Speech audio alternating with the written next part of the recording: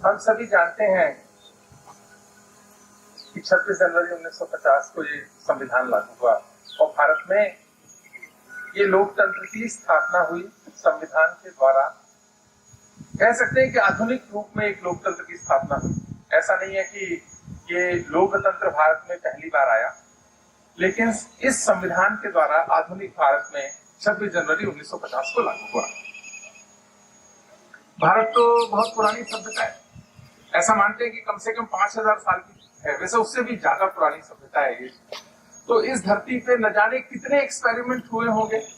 जब हम डेमोक्रेसी की बात करते हैं तो इस धरती ने तो डेमोक्रेसी भी देखी, और भी जितने भी गवर्नेंस के एक्सपेरिमेंट हो सकते हैं वो हुए ही होंगे, ऐसा सब मानते हैं और सही भी है, क्योंकि ये कालखंड और बहुत पुरानी सभ्यता की धरती है ये, जिसको भारत की सभ्यता बोलते हैं। तो हमने तो यहाँ राजतंत्र भी देखा, हमने यहाँ पे डिफरेंट फॉर्म ऑफ डेमोक्रेसी भी देखी, एक्सपेरिमेंट करी, ऑटोक्रेसी भी देखी, रिपब्लिकनिज्म भी देखा, और बहुत सारे समय में छोटे छोटे एरिया में, अलग अलग एरिया में एनार्की भी देखी देश में, कि जहां कोई व्यवस्था ही नहीं थी फिर भी चल रहा था, अव्यवस्थित भी रहा। तो यानी जो आप सोच सकते हैं सब तरह के यहाँ एक्सपेरिमेंट हुए, और उन्हीं अनुभवों के आधार पे आज एक व्यवस्थित संविधान जो हमको 26 जनवरी 1950 को बनाया गया, और आज 74 वर्ष हो गए हमारे संविधान को, उसने अपने तरीके से भारत के लिए रिजल्ट दिए। अगर 74-75 वर्ष का कालखंड देखेंगे तो एक परिस्थिति आती है, और अगर 5-7 हजार साल का देखेंगे तो दूसरी परिस्थिति आएगी। और भारत एक डेमोक्रेटिक, तय किया गया कि भारत एक डेमोक्रेटिक और रिपब्लिक देश है। अब इंग्लैंड की बात करते हैं, इंग्लैंड में डेमोक्रेसी तो है, वो रिपब्लिक नहीं है, क्योंकि वहां पे मोनार्क सिस्टम है, क्राउन है, उसके आधार पे सारा चलता है। तो अलग अलग फॉर्म ऑफ डेमोक्रेसी आज भी संसार में चलती हैं। अभी भारत के प्रधानमंत्री ने 76वें यूनाइटेड नेशंस जनरल असेंबली में कहा, अभी बहुत रिसेंटली कहा, कि India is not just the oldest democracy but also the mother of democracy. ये बिल्कुल सही बात है कि भारत की जो व्यवस्था है ये ओल्डेस्ट डेमोक्रेसी तो है, लेकिन भारत मदर ऑफ डेमोक्रेसी भी है। बहुत सारे तरीकों से हो सकता है आज की फॉर्म में वो न भी होती हो, आज के आपके जो फ्रेमवर्क है उससे थोड़ी अलग हो, वो तो होगी ही, हो सकती भी है कि प्रजा परिषद रही, ग्राम की सभा रही, अलग अलग फॉर्म में डेमोक्रेसी को एक्सपेरिमेंट हुआ। और Indian council for historical research ने अभी एक किताब भी निकाली है, India the mother of democracy. मुझे लगता है कि जो लोग भी पॉलिटिकल साइंस के, हिस्ट्री के हैं और जो कुछ नया सीखना चाहते हैं, उनको ये किताब पढ़नी चाहिए। आपको गर्व के भाव का एहसास होगा कि भारत में किस तरह से लोकतंत्र की बहुत पुरानी परंपराएं रही हैं। इसीलिए संविधान में खास लिखा गया कि इंडिया जो है वो डेमोक्रेटिक भी है, रिपब्लिक भी है, यानी गण के द्वारा, लोगों के द्वारा हर पद पर पहुंचा जाएगा। भारत में ऐसा कोई भी पद नहीं है जो कि कहे कि इसके लिए फिक्स है, कोई भी भारतीय उस पद पे जा सकता है। अदरवाइज डेमोक्रेसी में भी जो मोनार्क सिस्टम्स हैं, बहुत सारे संसार में, बहुत सारे देशों में चलता है, वहां कई सारे ऐसे पद हैं जिसपे नहीं जा सकते आप, लेकिन भारत में ऐसा नहीं है। लोगों का देश, लोगों के द्वारा बनाया संविधान सभी को एक तरह की के अवसर प्रदान करता है। ये एक संविधान की बहुत बड़ी ताकत है, जिसके लिए आपको बहुत बहुत बधाई। मैंने सोचा कि 26 जनवरी है, भारत का लोकतंत्र 74 वर्ष का हुआ, तो जो आर्टिकल 1 है, आर्टिकल 1 से ये जो शुरू होता है कि आर्टिकल 1 बोलता है कि India that is Bharat shall be union of states. अब भारत तय किया उस समय कि भारत यूनियन ऑफ स्टेट्स होगा। बहुत बार हम बोल देते हैं कि फेडरेशन ऑफ स्टेट्स है, लेकिन भारत यूनियन ऑफ स्टेट है, सेंटर है, केंद्र की एक व्यवस्था है, मजबूत व्यवस्था है, और राज्य जो है उसके हिसाब से आगे चलेंगे। यहाँ पर फेडरेशन ऑफ स्टेट नहीं है अमेरिका की तरह। ये भारत के बच्चों को, भारत के सिटीजन्स को ठीक से समझना चाहिए कि बनाने वालों ने हमको यूनियन ऑफ स्टेट रखा, जो बहुत अच्छी व्यवस्था थी। और मैं सोच रहा था कि लास्ट जो आर्टिकल है 395, यानी 1 से शुरू होकर 395 तक, 395 कुछ जो पुराने एक्ट थे उनको रिपील करता है कि अब हम नई व्यवस्था में जा रहे हैं। तो इंडिया इंडिपेंडेंस एक्ट 1947 समाप्त हो गया 26 जनवरी को। दूसरा क्या, गवर्नमेंट ऑफ इंडिया एक्ट 1935 भी समाप्त हो गया उस दिन। एक एक्ट समाप्त नहीं किया उस दिन, और उसके कुछ कारण उस समय रहे होंगे। वो था abolition of Privi council jurisdiction act 1949। कि यानी थोड़े दिन तक सुप्रीम कोर्ट वाला जो काम है वो अभी वहीं से चलेगा और बाद में हो गया। लेकिन एक अच्छी और बात क्या, ये तो एक डेटा और स्टैटिस्टिक्स की बात हुई कि आर्टिकल 1 से 395 तक क्या क्या हुआ। एक ने नाम दिया और दूसरे ने नाम और स्ट्रक्चर दिया, और लास्ट आर्टिकल ने जो पुराने जिससे भारत चल रहा था वो सारे एक्ट रिपील हो गए उससे।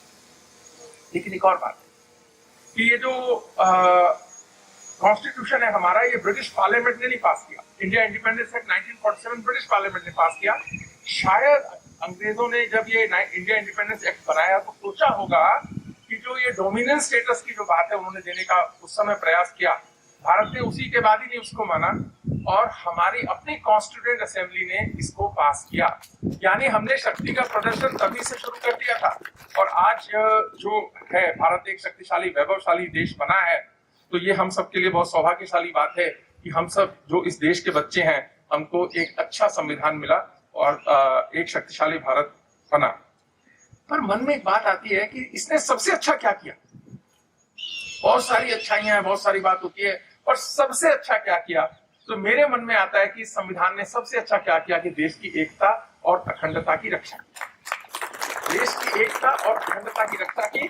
आप सभी लोगों को यदि कहा जाए कि जरा इसमें नंबर दीजिए, तो आप सब 100 में 100 नंबर देंगे संविधान को। जब जब संकट आया इसने उसका जवाब भी दिया और देश की एकता और अखंडता के लिए पूरा देश खड़ा हुआ, ऐसा देश का मन भी बनाया। ये मैं मानता हूं कि ये बहुत बड़ी हमारे देश की उपलब्धि 74 वर्ष में है। आप ये देखिए, 1905 में वायसराय लॉर्ड कर्जन ने बंगाल का विभाजन किया। जब बंगाल का विभाजन हुआ तो सारे देश ने उसका विरोध किया, सारे देश ने विरोध किया। और उस समय के जो कांग्रेस के बड़े नेता थे, बाल गंगाधर तिलक, लाला लाजपत राय, विपिन चंद्र पाल, उनके नेतृत्व में पूरा देश खड़ा हुआ। हड़ताल हुई, विरोध प्रदर्शन हुए और अंग्रेजी चीजों का बहिष्कार भी हुआ। एक ऐसा माहौल बना कि 6 साल के अंदर 1911 में इनको ये वापस लेना पड़ा, बंगाल का विभाजन वापस लेना पड़ा। उन्होंने निर्णय बदला और शायद एक कारण ये रहा 1911 में कि उन्हें लगा कि कलकत्ता सेफ प्लेस नहीं है, राजधानी दिल्ली आ गई और यहीं पर ब्रिटिश राज आ गया जहां आज हम खड़े हैं, और यहीं से ब्रिटिश राज चला। कब तक चला? बहुत दिन चला, 1931 तक चला, लॉर्ड इरविन के टाइम तक चला, जब तक कि वायसराय हाउस तैयार हुआ, जिसको आज हम राष्ट्रपति भवन बोलते हैं। तो ये वो जगह है जिसने इतिहास देखा होगा, जिसने ये भी देखा कि कलकत्ता से कैपिटल कैसे यहाँ पे आई और क्या कारण रहे, क्योंकि देश खड़ा हो गया। लेकिन जब 1947 में देश का विभाजन हुआ, 1947 में देश का विभाजन हुआ, तो अभी राम माधव जी की एक पुस्तक आई थी, उसके कार्यक्रम में भी मुझे जाने को मिला, और किताब का नाम है पार्टीशन इन फ्रीडम, पार्टीशन फ्रीडम। और उसका पहले चैप्टर का टाइटल है जो कि मुझे ना एक सोचने पे मजबूर किया। और आप भी जब उस किताब को पढ़ेंगे तो पहले चैप्टर के पहले टाइटल ही हमें सोचने को मजबूर करता है। टाइटल है nobody wanted it, nobody wanted it but nobody stood up. Nobody wanted it, partition किसी ने कोई चाह नहीं रहा था, लेकिन कोई इसके खिलाफ खड़ा नहीं था। मतलब 1905 में बंगाल का विभाजन हुआ और 6 वर्ष के अंदर वो निर्णय वापस लेना पड़ा। लेकिन 1947 में देश का विभाजन हुआ, कोई चाहता नहीं था, लेकिन कोई खड़ा भी नहीं हुआ उसके खिलाफ। नोबडी वांटेड एक्सेप्ट मुस्लिम लीग। मुस्लिम लीग तो चाहती थी, जिन्ना के नेतृत्व में मुस्लिम लीग तो चाहती थी, लेकिन कोई खड़ा नहीं हुआ। ये क्यों खड़ा नहीं हुआ? ये एक सोचने की बात है। आज जो है 74 वर्ष का संविधान हो गया, 75 से ज्यादा वर्ष की हमारी आजादी हो गई। ये सोचने की बात है कि उस समय कोई खड़ा क्यों नहीं हुआ उसके खिलाफ। जब ये मैंने पुस्तक पढ़ी तो मेरे मन में भी आया कि खड़े होना तो चाहिए था, उसका विरोध करना तो चाहिए था, लेकिन विरोध देश ने किया। उसके जो भी कारण रहे होंगे, आज समय नहीं है उस पर जाने का। पर एक और बात है कि उस दिन आजादी की रात कोई सोया नहीं। भारत में उस आजादी की रात कोई सोया नहीं, क्योंकि कोई बहुत खुश था, कोई बहुत दुखी था, कोई कंफ्यूज था, कोई सोच रहा था, चिंता में था। किसी को मालूम नहीं था कि क्या होने जा रहा है। और जिन राज्यों का बंटवारा हुआ, पार्टीशन होना था बंगाल का, पार्टीशन होना था पंजाब का, जो स्टेट सीधे सीधे चली गई, सिंध और बलूचिस्तान, उनकी बात नहीं कर रहा, पर जहां होना था किसी को मालूम ही नहीं था कि कौन कहां जाने वाला है। और सबसे बड़ी गलती क्या है कि आपने पूरी की पूरी पॉपुलेशन शिफ्ट होनी है, उसकी कोई तैयारी नहीं करी। पूरी की पूरी पॉपुलेशन शिफ्ट होनी, आपको था कि लोग शिफ्ट करेंगे नहीं, ब्रिटिश उस समय ब्रिटिश गवर्नमेंट जो थी उसको था कि लोग शिफ्ट करेंगे नहीं। अरे कैसे हो सकता है कि लोग शिफ्ट नहीं करेंगे? लोग शिफ्ट भी हुए और कितने लोग मरे इसका किसी को मालूम ही नहीं है, और कोई लिस्ट ही नहीं बनी कि कितने लोग मरे, कहां कहां मरे, किस जिले में मरे, इसका प्रयास ही नहीं किया गया, क्योंकि डॉक्यूमेंट होगा तो कल को तंग करेगा। ऐसा अनुमान लगाया जाता है कि पंजाब के अंदर 5 लाख से ज्यादा लोगों की हत्या हुई, बंगाल के अंदर भी 5 से ज्यादा लाख लोगों की मरे, टोटल 10 लाख से ज्यादा लोग मरे होंगे। और जो डिस्प्लेसमेंट की बात है, जिनको घर छोड़ना पड़ा, सब कुछ छोड़ना पड़ा अपना, ऐसे लोगों की संख्या 30 से 40 लाख की। लेकिन डॉक्यूमेंट्स में करने का प्रयास शायद सोच समझ के नहीं किया होगा उस समय की ब्रिटिश इंडिया गवर्नमेंट ने। एक किताब आई थी फ्रीडम एट मिडनाइट, बहुत सारे लोगों ने पढ़ी भी होगी। उसमें लॉर्ड माउंटबेटन जो लास्ट वॉइस रहे थे वो एक इंटरव्यू देते हैं, और वो कहते हैं उस इंटरव्यू में, जब वो राइटर उनसे पूछता है कि आपको किसी चीज का मलाल है क्या, तो उन्होंने कहा कि ब्रिटेन ने ना मेरे एफर्ट को, मेरी उपलब्धियों को सराहा नहीं। Britain did not recognise my contribution and did not appreciate my work. उन्होंने मुझे सराहा नहीं। मैंने ब्रिटेन को ब्रिटिश इंडिया से बाहर निकाला। आपने देखा अफगानिस्तान से अमेरिका कैसे निकला बेइज्जत होकर। लेकिन कहता है मैंने ब्रिटेन को ब्रिटिश इंडिया से बाहर निकाला, पार्टीशन करा के निकाला, और एक भी ब्रिटिश ब्लड की बूंद नहीं गिरी, यानी एक भी ब्रिटिश व्यक्ति की हत्या नहीं हुई उस प्रोसेस में, कोई मरा नहीं। सबको सेफ करके मैंने बाहर निकाला, मेरे एफर्ट को रिकॉग्नाइज नहीं किया ब्रिटेन को। पर मैं सोचता हूं लॉर्ड माउंटबेटन साहब, आपको 10 लाख लोगों की हत्या का कोई ध्यान नहीं आया? 30-40 लाख लोगों को घर छोड़ना पड़ा, उसके कसूरवार आप अपने आप को नहीं मानते हैं? कैसी सोच है ये, कैसी खतरनाक सोच है ये, जिन लोगों ने राज किया कि उनको 10 लाख लोगों को, उनको ब्रिटिश ब्लड और इंडियन ब्लड के अंतर करते हैं। व्यक्ति के, प्रजा के खून में भेद करने वाली जो कोई भी शासन पद्धति होती है वो कितनी अजीब, कितनी गलत होती है, ये इसका एक प्रमाण है जो हमको आज समझने की आवश्यकता है, ताकि कल ऐसा ना हो जाए। आज तो हम कुछ नहीं कर सकते, जो हो गया सो हो गया, लेकिन कल ऐसा ना हो, इसके लिए भारत का मन मजबूत करने की एक आवश्यकता है। और ये जो इंडिया इंडिपेंडेंस एक्ट 1947 आया, ये 15 जुलाई 1947 को लागू हुआ। बहुत लंबी बहस हुई इसमें, बहुत बहस हुई विंस्टन चर्चिल, जो कि सेकेंड वर्ल्ड वॉर के समय में प्रधानमंत्री थे, ब्रिटेन के प्रधानमंत्री थे। चुनाव हुआ और वो हार गए। तो उस समय लीडर ऑफ अपोजिशन थे जब ये इंडिया इंडिपेंडेंस बिल पार्लियामेंट में आया, और उस समय के प्रधानमंत्री थे क्लेमेंट एटली प्रधानमंत्री थे।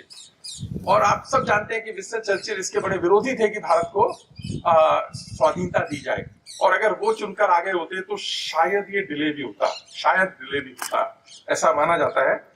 तो उन्होंने क्या कहा जब वो बोल रहे थे, इसमें मैं उनको कोट कर रहा हूं। उन्होंने कहा, mister Clement Attlee, honourable prime minister of Britain, Indians are incapable of ruling themselves. Power will go into hands of rascals, rogues and freebooters. The blood of these hungry millions will be on your hand. Please don't do this. देखिए Mountbatten की सोच देखिए, और उसके बाद उनके प्रधानमंत्री, forward prime minister की जो सोच तो देखिए ना। वो क्या बोलता है कि हम अपना शासन नहीं चला सकते, हम रास्कल्स हैं, रोग्स हैं, फ्रीबूटर्स हैं। और आज चर्चिल साहब अगर आप ऊपर होंगे, माउंटबेटन साहब आप ऊपर होंगे, हमने आपको दोनों को, भारत के बच्चों ने गलत साबित किया। भारत सबसे सशक्त लोकतंत्र है इस समय विश्व का, सबसे ताकतवर लोकतंत्र है, और भारत में जो लोकतंत्र की और संविधान के प्रति लोगों की जो आस्था है वो अक्षुण्ण है। कभी उसको लेकर सवाल देश में नहीं हुआ है।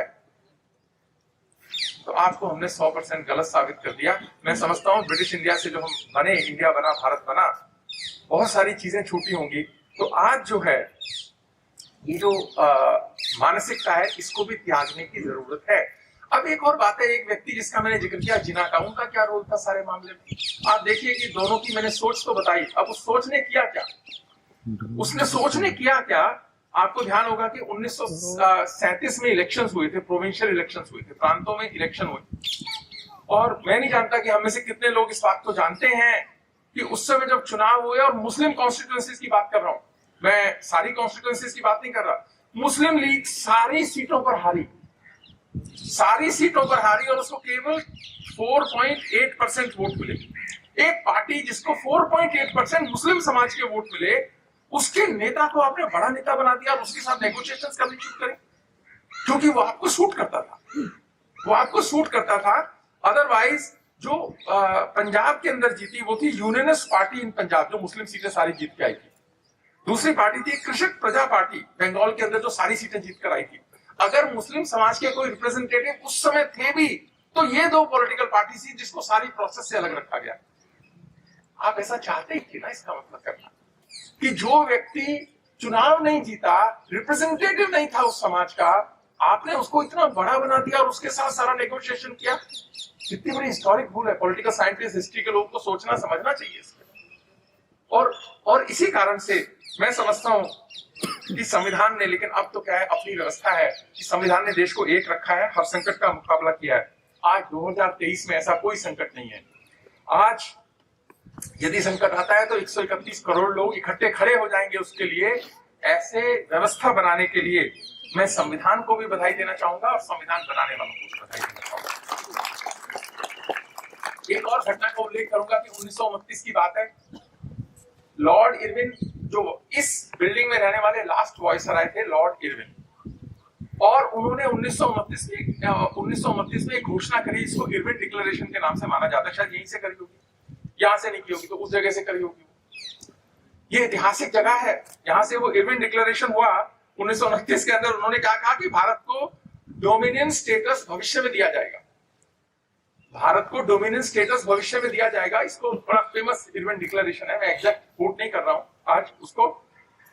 सारे भारत के नेताओं ने उसका स्वागत किया, क्योंकि उस समय तक नेताओं का सबका मन ये था कि डोमिनियन स्टेटस मिल जाएगा तो हम लोग ठीक है, उतने तक ही हमारा मन था, उससे आगे हम सोच नहीं रहे थे कंप्लीट। लेकिन देखिए, इरविन साहब ने तो डिक्लेरेशन किया, भारत के नेताओं ने स्वागत किया, सबका मन था अगर वो दे देते तो मिल भी जाता, अपने झंडे में भी यूनियन जैक लग जाता।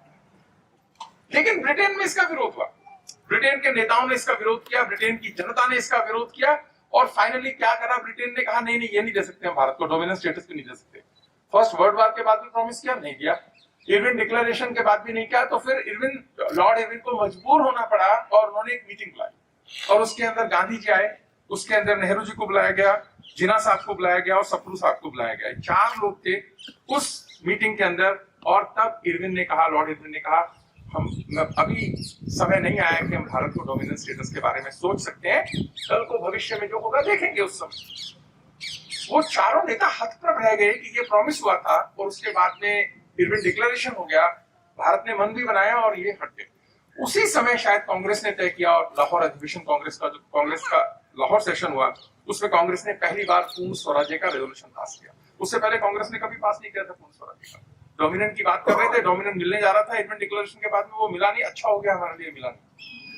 इरविन साहब का भी मैं धन्यवाद करूंगा कि हमें नहीं मिला, अच्छी बात है कि हम कंप्लीट इंडिपेंडेंस की जो बात करी, उससे सारे राजनीतिक चरित्र बदला, सारे देश का राजनीतिक चरित्र बदला, और आज हमारा अपना झंडा है, अपना डंडा है, अपनी व्यवस्था है।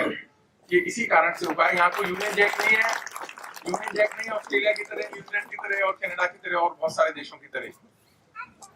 आप ये देखें, मुझे नहीं मालूम हम में से कितनों ने देखा होगा, हम सबको मालूम है कि भगत सिंह जी को यहाँ रखा गया, एक जगह भी है, लेकिन वहां जेल डायरी है भगत सिंह की, और जो कोई विजिटर आता है तो हम उसको दिखाते भी हैं वो जेल डायरी।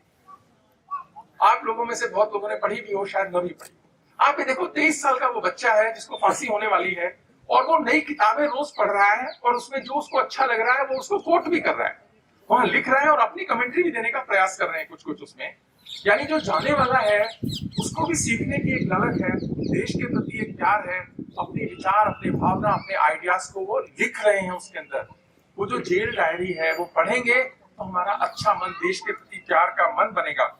हम जानते हैं कि उसके बाद 1931 में मार्च 23 को लाहौर की कोट लखपत जेल में उनको फांसी हुई, तो वो जरूर पढ़नी चाहिए। और ऐसे लोगों के लिए ही तो रामधारी सिंह दिनकर ने 1938 में लिखा, 31 में भगत सिंह को फांसी हुई। तो उन्होंने लिखा कि जला अस्थियां बारी बारी, जला अस्थियां बारी बारी, चटकाई जिनमें चिंगारी, जो चढ़ गए पुण्य वेदी पर बिना लिए गर्दन का मोल, जो चढ़ गए पुण्य वेदी पर बिना लिए गर्दन का मोल, कलम आज उनकी जय बोल, कलम आज उनकी जय बोल। कितने लोग थे बिना लिए गर्दन का मोल। और अब अभी भारत के प्रधानमंत्री ने पिछली बार लाल किले से कहा कि please shed colonial past and take pride in our roots, कि अब हमें गुलामी की मानसिकता से देश को बाहर लाने की आवश्यकता है और जो जो गुलामी के चिन्ह हैं उनको मिटाने की भी आवश्यकता है। अगले 25 वर्ष के लिए उन्होंने जो प्रण लिए, तो गुलामी की मानसिकता से हम बाहर आए। भारत का संविधान भी हमसे ये अपेक्षा रखता है। एक हरिओम पवार साहब की कविता है संविधान पे, मैं उसकी कुछ लाइनें कोट करूंगा। उन्होंने संविधान नाम से ही उन्होंने एक कविता लिखी, अच्छे बड़े कवि हैं हिंदी के, कि संविधान अगर बोल रहा है तो क्या बोल रहा होगा संविधान। तो उसकी कुछ लाइनें मैं आपको कोट करता हूँ। संविधान कह रहा है कि मैं शक्ति का अमर गर्व हूँ, मैं शक्ति का अमर गर्व हूँ, आजादी का विजय पर्व हूँ, पहले राष्ट्रपति का गुण हूँ, पहले राष्ट्रपति का गुण हूँ, बाबा भीमराव का मन हूँ, मैं बलिदानों का चंदन हूँ, कर्तव्यों का अभिनंदन हूँ, लोकतंत्र का उद्बोधन हूँ, अधिकारों का संबोधन हूँ, मेरे वादे समता के हैं, मेरे वादे समता के हैं, दीन दुखी से ममता के हैं, कोई भूखा नहीं रहेगा, कोई आंसू नहीं बहेगा, मेरा मन क्रंदन करता है जब कोई भूखा मरता है। हमारे भारत में आजादी के बाद ही काला हांडी हुआ। बंगाल के फैमिन की मैं बात नहीं कर रहा, लेकिन आजादी के बाद काला हांडी हुआ। यानी संविधान को कितना दुख हुआ होगा कि देश में कोई भूख से मरे। और मैं समझता हूं जब संविधान वालों ने लिखा तो आर्टिकल 47 की व्यवस्था करी। आर्टिकल 47 में कहा कि किसी भी सरकार का, जो भारत की सरकार है, उसका कर्तव्य होगा कि देश में कोई भूखा न मरे। उसका कर्तव्य है, उसकी प्रायोरिटी होनी चाहिए कि लोगों का जीवन स्तर उठाने पे काम करें, आहारों की पौष्टिकता में वृद्धि करने का काम करें, प्राथमिक स्वास्थ्य में सुधार लाने के जैसे कार्यों को प्राथमिकता के आधार पर कार्य करें। और एक और बात में भारत की सरकार को कि उन्होंने बहुत बड़ा स्टेप उठाया कि खाद्य सुरक्षा योजना के तहत देश के 81.35 करोड़ लोगों को फ्री खाद्यान्न उपलब्ध कराने का फैसला किया। ये छोटा फैसला नहीं है, जिससे भारत की सरकार ने आजादी के इतने वर्ष के बाद इंश्योर किया कि भारत में कोई भूखा नहीं सोएगा, भारत में कोई भूखा मरेगा नहीं, कोई सोएगा नहीं। कई लोग मुझसे आके बात करते हैं, देखो जी कमाल कर दिया, इसकी क्या आवश्यकता थी। लोग क्या है, खाद्यान्न लेते हैं, गेहूं चावल लेते हैं, बेच देते हैं। अरे तो क्या हो गया अगर बेच भी देते हैं, लेकिन कोई भूखा आदमी नहीं बेचता खाना, कोई भूखा आदमी खाद्यान्न नहीं भेजता है। अगर उसके पास में खाना है और खाना उसको लाया, तो अगर वो बेच भी रहा है तो देश की व्यवस्था में वो पैसा लग रहा है, वो उसका बच्चा स्कूल जाएगा, उसके लिए कोई और आवश्यकता होगी, उसकी पूर्ति होगी। तो सरकार ने इतना बड़ा स्टेप लिया। मैं समझ रहा हूँ इसको उतना सराहा नहीं गया जितनी इसकी आवश्यकता थी। सबको लगा, इकोनॉमिस्ट को भी लगा कि इतना सारा खर्चा हो जाएगा। अरे खर्चा होगा, आजादी मिली किस लिए है कि देश में कोई भूखा ना रोए, भूखा न सोए, उसकी व्यवस्था करी। तो एक लेवल 1 सरकार ने अचीव किया। मैं कम से कम इसको बहुत बड़ी उपलब्धि मानता हूं और हम सबको भी बधाई, सरकार को बधाई और खासकर भारतीय प्रधानमंत्री को बहुत बहुत बधाई देता हूं। एक दूसरी बात हो रहा है कि संविधान की ताकत, सुरक्षा की, अखंडता की रक्षा करी, लेकिन एक और फ्लेक्सिबिलिटी ये संविधान हमको देता है कि आप इसके साथ बहुत एक्सपेरिमेंट कर नहीं सकते। ये दूसरा रूप निकालता है। 1976 में, 1975 में इमरजेंसी लगी और बहुत कंट्रोवर्शियल एक 42nd अमेंडमेंट हुआ कॉन्स्टिट्यूशन के अंदर। 42nd अमेंडमेंट कॉन्स्टिट्यूशन के अंदर हुआ। उसमें प्रियम्बल में कुछ शब्द जोड़े गए, चलो वहां तो कोई ऐसी खास बात नहीं है। उसमें जोड़ा सोशलिस्ट, उसमें जोड़ा सेक्युलर। तो भारत तो सेक्युलर है ही, भारत तो सोशलिस्ट, भारत का मन सोशलिस्ट है ही। आप रख देते तो भी ठीक था। उस समय के लोगों ने सोचा कि इसकी आवश्यकता नहीं, क्योंकि हम तो वो है ही, रख दिया तो भी कोई बात नहीं। और एक यूनिटी के साथ इंटीग्रिटी, अखंडता, एकता और अखंडता, तो इसमें कोई बात नहीं थी। लेकिन जो उसमें कंट्रोवर्शियल था वो क्या था, संसद के फैसले को न्यायालय में चुनौती नहीं दी जा सकती। यानी उस समय की जो सरकार थी वो किसी न्यायालय से हारी थी, उसके लिए इमरजेंसी लगी थी, तो उन्होंने कहा कि हम ऐसा नियम ही बना देते हैं कि संसद के किसी फैसले को न्यायालय में चुनौती नहीं दी जा सकती। दूसरा, सांसदों और विधायकों की सदस्यता को भी न्यायालय में चुनौती नहीं दी जा सकती। उसके फैसले का अधिकार भारत के राष्ट्रपति करेंगे। यानी जो सांसद हो गया, जो विधायक हो गया, अगर वो गलत चुन के आया, सही चुन के आया, कोई उसकी सदस्यता का इश्यू है, आप कोर्ट में नहीं जा सकते उसके। आप राजनारायण कोर्ट में गए थे, तो आप कोर्ट में नहीं जा सकते, उसको राष्ट्रपति उसके मामले को तय करेंगे। और तीसरा, संसद का कार्यकाल 5 से 6 साल किया। ये जो 2 कंट्रोवर्शियल डिसीजन थे, इमरजेंसी हटी, नई सरकार आई और उसने सबसे पहले 44th अमेंडमेंट किया और ये सारे प्रोविजंस रद्द किए। ये ताकत है संविधान कि आप एक कॉन्स्टिट्यूशनल अमेंडमेंट कर सकते हैं, तो उसके बाद में उसको रद्द किया। उस समय दूसरी जो सरकार आई, ये बहुत बड़ी ताकत है। देखिए, विचार कोई हो सकते हैं, पार्टी कोई हो सकती है, वो इंपॉर्टेंट नहीं है, देश इंपॉर्टेंट है। कि जो चीज आखिर कोई भी निर्णय अगर संसद लेती है और उसको अगर कोर्ट में उसकी स्क्रूटनी होती है तो वो और मजबूत ही होगा वो, लेकिन अगर उसको नहीं होगा तो वो ऑटोक्रेसी की तरफ डेमोक्रेसी बढ़ेगी। उसको रोका, कुछ साल चला, 2-4 साल, 2-3 साल बाद वो हट गया। मैं मानता हूं कि इतना फ्लेक्सिबिलिटी, इतने ऑल्टरनेटिव रूट देता है हमारा ये संविधान, तो बनाने वालों ने बहुत ही ध्यान से सोच समझकर सभी प्रश्नों का उत्तर दे। बहुत सारे प्रश्नों का उत्तर देता भी है ये। एक क्या है कि संविधान अपेक्षा करता है अब कि भारत में चलो भूखा कोई नहीं सोएगा, लेकिन भारत बहुत पुरानी डेमोक्रेसी भी है, लेकिन भारत ताकतवर बने और भारत विश्व का नेतृत्व इसलिए नहीं करे, मानवता के लिए करे, मानवता के लिए करे, संविधान अपेक्षा रखता है। और मैं आजकल तो कहता हूँ, भारतीय प्रधानमंत्री ने कहा कि 47 में डेवलप्ड नेशन बनेगा, लेकिन उसके लिए industrial sector, service sector, agriculture sector, तीनों सेक्टर्स के अंदर बहुत एक्सपेरिमेंट होने की आवश्यकता है। नई टेक्नोलॉजी की जरूरत है, नई टेक्निक्स की जरूरत है। और वो कहां से आएगी? यूनिवर्सिटी से आएगी। वो कहां से आएगी? यूनिवर्सिटी से निकले स्कॉलर्स से आएगी, यूनिवर्सिटी से निकले स्टूडेंट्स सब उस पर काम करेंगे। यदि 49% लोग हमारे आज भी एग्रीकल्चर सेक्टर में काम करते हैं, विश्व के जितने गरीब देश हैं वहां 49%, 50% से ज्यादा लोग एग्रीकल्चर सेक्टर में काम करते हैं, क्योंकि वो एग्रीकल्चर से आपका घर ही घर चल सकता है, आपके पास पैसा नहीं हो सकता। वो व्यवस्था ही नहीं है उस सेक्टर के अंदर जब तक कि उसमें जबकि उसमें उसका जो है टेक्नोलॉजी के आधार पे आगे ना उसको बढ़ाए। 1900 में अमेरिका के अंदर 45% लोग एग्रीकल्चर सेक्टर में थे और खाद्यान्न उगाते थे, मुझे कितना है ये नहीं मालूम, लेकिन 100 वर्ष के बाद में वहां केवल 5% लोग काम करते हैं और जितना उगाते थे उससे 5 गुना उगाते हैं। 5% से, मतलब 5% से कम लोग एग्रीकल्चर सेक्टर में काम करते हैं।